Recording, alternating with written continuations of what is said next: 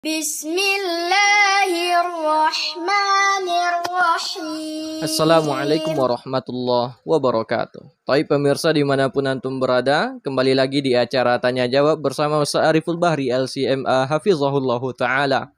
Ustaz Ariful Bahri ini adalah seorang pengajar di Masjid Nabawi di kota Madinah, tepatnya di Arab Saudi. Taib, tanpa memperpanjang kata-kata mukadimah, kita langsung ke sesi tanya jawab. Alhamdulillah ini sudah ada beberapa pertanyaan yang masuk. Langsung kita bacakan. Pertanyaan yang pertama, Ustadz, ana ingin bertanya, dalam sebuah hadis Rasulullah pernah berpuasa dengan alasan ketika itu di rumah tidak ada makanan. Maka seandainya seseorang setiap hari tidak ada makanan di rumahnya, apakah boleh berpuasa setiap hari? Mari kita dengarkan penjelasannya dari Ustaz Ariful Bahri LCMA. Barakallahu fikum wa jazakumullahu khairan. Semoga Allah Subhanahu wa taala menjaga kita, memberikan kemudahan kepada kita, kelapangan rezeki, dan Allah Subhanahu wa taala menerima amal ibadah kita. Kalau seandainya betul-betul tidak ada makanan, maka boleh bagi kita berpuasa sebagaimana Nabi sallallahu alaihi wasallam. Namun kita juga harus ingat, di satu sisi Nabi sallallahu alaihi wasallam sering tidak makan, bahkan hanya memakan zam-zam atau meminum air putih dan kurma hitam saja. Namun di sisi lain, Nabi Shallallahu Alaihi Wasallam juga menikmati nikmat yang Allah berikan. Seperti kadang-kadang juga Nabi makan kambing, makan yang enak-enak, dan itu tergantung kepada keadaan. Kalau Allah memberikan kelapangan, kita lapangkan diri kita. Kalau seandainya Allah Subhanahu Wa Taala belum memberikan, maka kita melakukan seperti puasa dan yang semisalnya. Barakallahu fikum wa jazakumullahu khairan. Baik, kita lanjut ke pertanyaan kedua. Alhamdulillah ini sudah ada masuk pertanyaan yang kedua. Kita langsung bacakan. Bismillah, ana mau bertanya, apa hukum anak yang tidak mempunyai modal untuk usaha dan diberi modal oleh orang tua dari hasil yang haram seperti judi? Apakah boleh sang anak menggunakan uang tersebut? Jazakallahu khairan. Mari kita dengarkan penjelasan dari Ustaz Ariful Bahri LCMA. Barakallahu fikum wa jazakumullahu khairan. Tentunya di dalam masalah seperti ini kita harus berhati-hati, apalagi kita tahu bahwa itu merupakan hasil judi. Apabila kita mengetahui itu adalah hasil judi, maka lebih baik kita hati-hati di sana.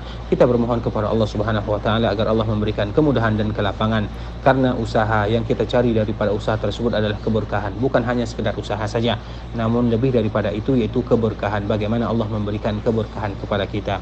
Barakallahu fikum. Baik, kita lanjut ke pertanyaan yang ketiga. Alhamdulillah ini sudah masuk pertanyaan yang ketiga. Kita langsung bacakan. Izin bertanya Ustadz.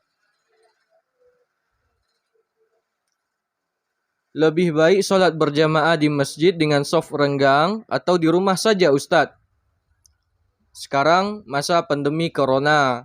Apakah lebih baik sholat berjamaah di masjid dengan sop renggang atau sholat di rumah saja? Soalnya ana merasa nggak enak karena setiap hari bekerja, berdagang, nggak takut corona, tapi pas sholat ke masjid takut dengan corona. Ana mohon nasihatnya Ustaz. Jazakallahu khairan. Kita langsung mendengarkan penjelasan dari Ustaz Ariful Bahri LCMA Hafizahullahu Ta'ala. Jazakumullahu khairan.